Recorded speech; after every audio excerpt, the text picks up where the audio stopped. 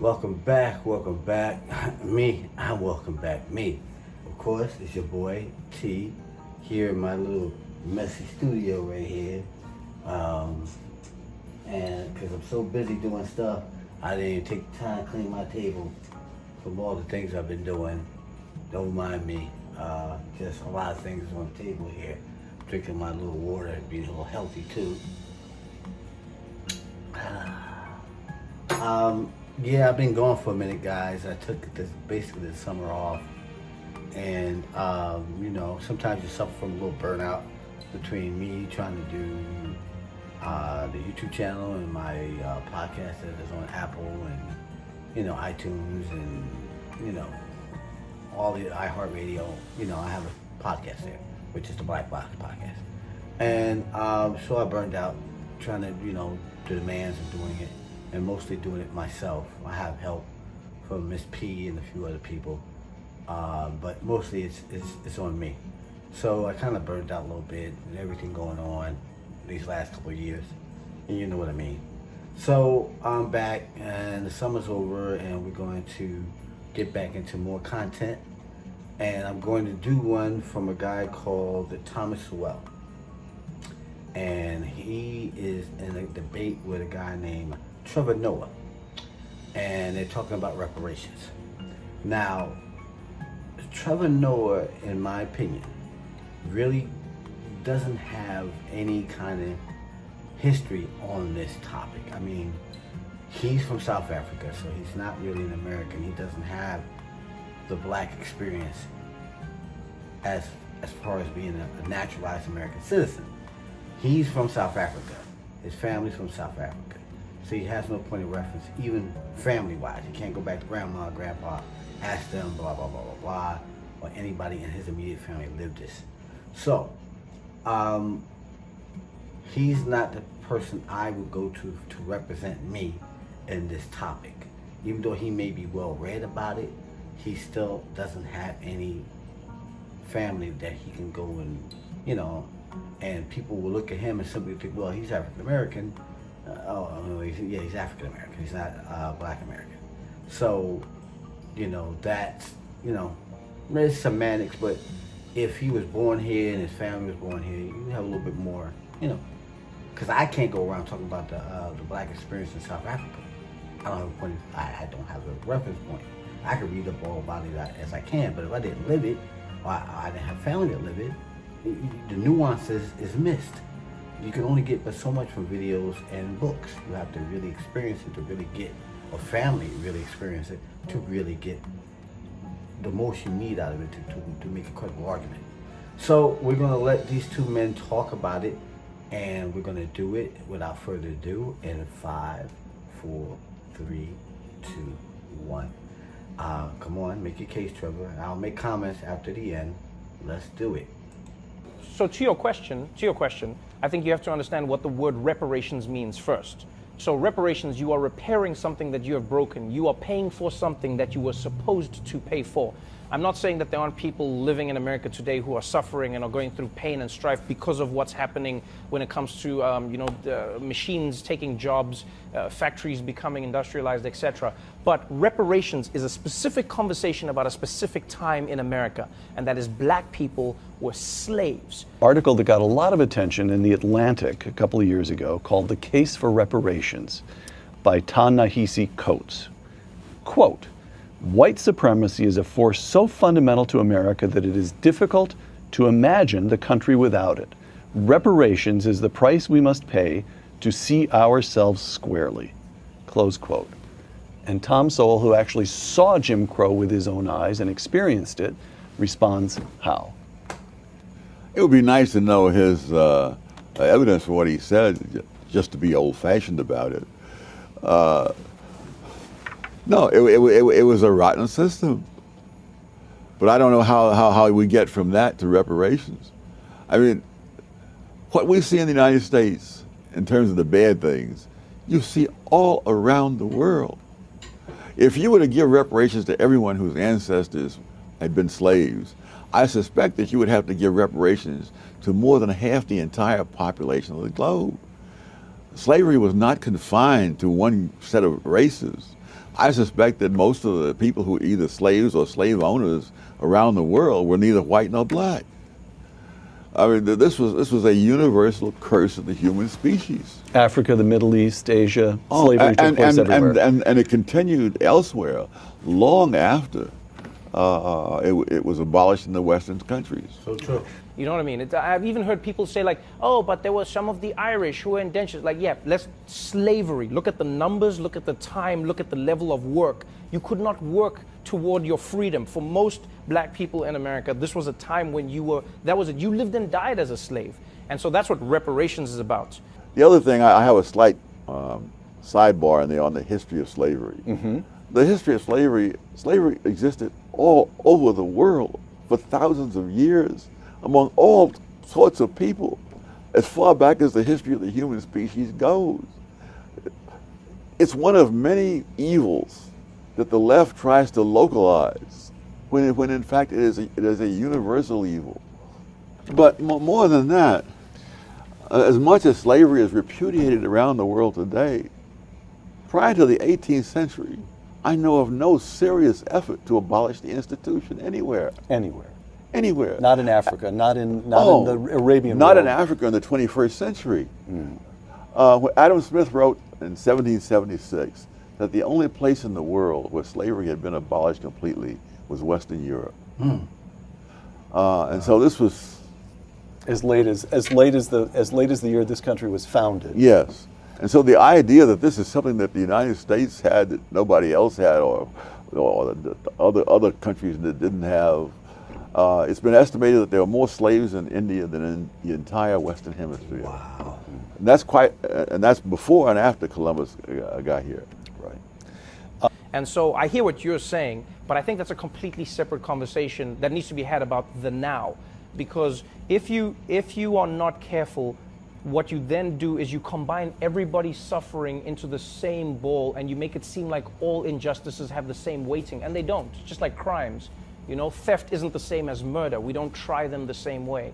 And as much as there is a white person who's suffering today, I feel for anybody who's suffering, because I know what it's like to be poor. I know what it's like to suffer. I didn't come from a wealthy family. We struggled when I was growing up. But I also understand that there are levels of that suffering, you know? And so sometimes white people, it does block a white person, because you go, white privilege, and the person goes, I'm poor and I'm white. Where's the privilege? You know, white people are like, I wish I could activate my white privilege. I wish I could do it right now. White privilege! Give me something. I get that. I get that. Trust me, I get it. It is hard to accept that you have benefits because of the color of your skin if you cannot see the benefits that you have. The book that I'm writing now, I discovered this is true not only in the United States, it's true in England, and the situation is wholly different. And yet, if you read the data, for example, from London, the educational tests and so forth, you see that there, immigrants from Africa pass this test they have. I'm talking about low-income people now. Nearly 60% of the time. Blacks from Caribbean, like 50%, so on. Native-born whites in the same low-income bracket pass this test 30% of the time. And it's the same thing. The foreign people come in, they haven't had generations of being steeped in the welfare state vision, the vision of grievances, victimology, and resentments, the idea that there are enemies out there dedicated to keeping you down. That's the message that's been pumped into the head of the white lower class in Britain, and that's the image that's been pumped into the black low-income people in the United States, and the results are the same in both cases. But the thing I try to explain to a person is, think of it more like golf. Don't think of it as privilege, then think of it like a handicap, right? In golf, they acknowledge that you are in a position where you need so many advantages to be competitive in the game. Is that we ought not to be doing this? You know, there are various laws and policies that benefit one group at the expense of another. But I think affirmative action has the distinction of being one that it harms everybody, though in different ways. And so there's a lot of evidence that there are black kids who have all the qualifications to be successes in college, who nevertheless are failures because they are systematically mismatched with institutions whose standards they don't meet. even though they may meet the standards of 80 or 90% of the colleges in America. I remember first aware of this when I was teaching at Cornell, and I found that half the black students at Cornell were on some kind of academic probation. And so I went over to the administration building and looked up the SATs of these students. The average black student at Cornell at that time scored at the 75th percentile. Which is pretty darn good. Yes. And so that means that in most colleges in this country, they would have no trouble, and many of them would be on the dean's list. But at Cornell, the average liberal arts student at that time was in the 99th percentile. And when you're teaching the students like that, you teach at a pace that most people of any race cannot keep up with. And it was always complained that I was assigning all kinds of reading. But heck, I'm teaching kids who are in the top 1%. Wow. They can keep up with the reading that I'm assigning. So Cornell was taking very talented black kids and spending 4 years teaching them to feel inadequate. Yes, and succeeding at that. Right? So what they say is you have a handicap of 15, so that means like you're going to be hitting from this tee and you get more chances to get the ball in because we understand the position you're in. And if you're a black person in America, from slavery, from day one. Pondering all this, I noticed something, a column that you wrote, this is a couple of years ago, in which you rebutted Nicholas Kristof of the New York Times. And Kristof had ascribed the gaps between African Americans and whites in America, gaps in wealth, gaps in educational achievement, the usual gaps, to, and this is a quotation from Kristof, to the lingering effects of slavery, close quote. Oh, yes. And here's Tom Sowell, quote, "If we wanted to be serious about evidence, we might compare where blacks stood 100 years after the end of slavery with where they stood after 30 years of the liberal welfare state. In other words, we could compare hard evidence on the legacy of slavery with hard evidence on the legacy of liberals," close quote. Wow. And The number of injustices that have held black people back in America amount to an insurmountable, like you look at black people's freedom, you look at black people's land, just land alone. The amount of wealth you can acquire over time if you own land is exponential, because you have the land, you have the fact that you can borrow based on the land, you have the fact that you can use the money that you have borrowed to grow more wealth, you can use it to grow your family's wealth. Just taking that away from black people alone. right, right. And also, if you think you've been done, if you think you've been wronged, your recourse might also be more likely to politics to try to redress this whole redistribution, rather than hit the books, acquire the skills, get the job. But the other thing too, one of my favorite statistic in there is that the poverty rate among blacks as a whole is 22%. Among whites as a whole is 11%. And among black married couples is 7.5%. So, and it's been and black married couples have never had a poverty rate as high as 10% in any year since 1994. all right. So to the cry, what is to be done? Tom Sowell answers: It's been done. get an education, get married, have kids after you get married. That's sort of the answer, right? Well, yes, and the things that work for other people tend to work pretty generally. All right. Is crippling them. And so you combine that with slavery, and then you look at Jim Crow laws. You didn't let black people in America live in the areas that they wanted to live in. They couldn't get loans from the banks that they wanted to get loans from. And then on top of that, when they started getting the loans from American banks were found to be giving them higher interest rates when in fact they were the same risk as many of the other races that they were giving loans to. So when you combine all of those things, I think it's safe to say that black Americans have a conversation that they need to be having with the United States. Doesn't involve me, doesn't involve white people, it's like, yo, American government, meet the black people. That's it. Have that conversation. In terms of political leaders, all the incentives politically are for black leaders to blame all problems in the black community on the larger society. And that enables them to take on the role of being the defender of the black community against enemies, which in turn creates the situation in which many blacks don't feel that anything that they do is going to help themselves unless it's done politically as a group. And relying But on there's big no daddy point. government. I mean, why would you, if you believe what they say, why would you want to knock yourself out in school knowing that the man is not going to let you get anywhere? Right. Well, one of the most pathetic things I heard in recent years was a young black man saying that, at one point he thought he would join the Air Force and become a pilot. And then he says he realized that the white man is not going to let a black man become a pilot. And he was saying this decades after the Tennessee Airmen had established their reputation in combat in Europe. But the hopelessness is one of the big products of the race industry. That you have no chance. I remember giving a talk at Marquette, and at the end of the talk, among the questions that was asked, a young black man got up and he said, "Even though I am graduating from Marquette University, what hope is there for me?" And having gone through college when I was in the 50s, I don't remember any blacks saying that in the 1950s. Right. When there was a lot more obstacles to overcome Exactly. than there were when this guy is graduating from Marquette. Right.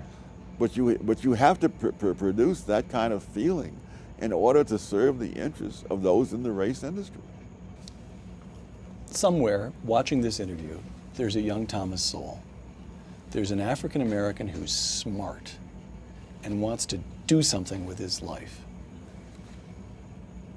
It seems to me we've already got one piece of advice you'd offer to him is stay away from the racist industry. Stay away from the race hustlers. What advice would you give a young Thomas Sowell?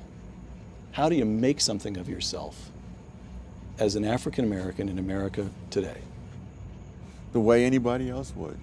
You equip yourself with skills that people are willing to pay for. All right. And there you have it. There you have it. You have two different perspectives.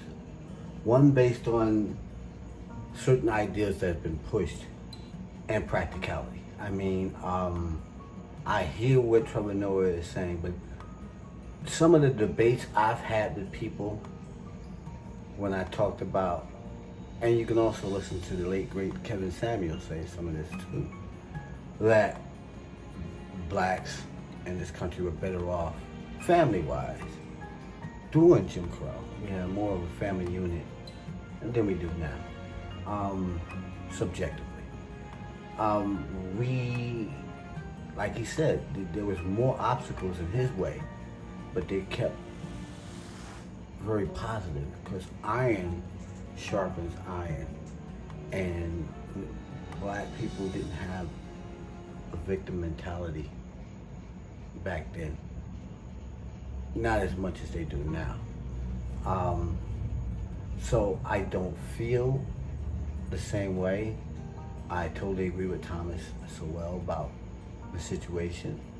And this is why I said at the beginning that, because anecdotally that Trevor is getting his information secondhand and comparing to what's going on in the American experience and not taking a broad look at it worldwide and coming with these snap conclusions based on what he's heard, probably not too much of what he researched, that he would come to those conclusions.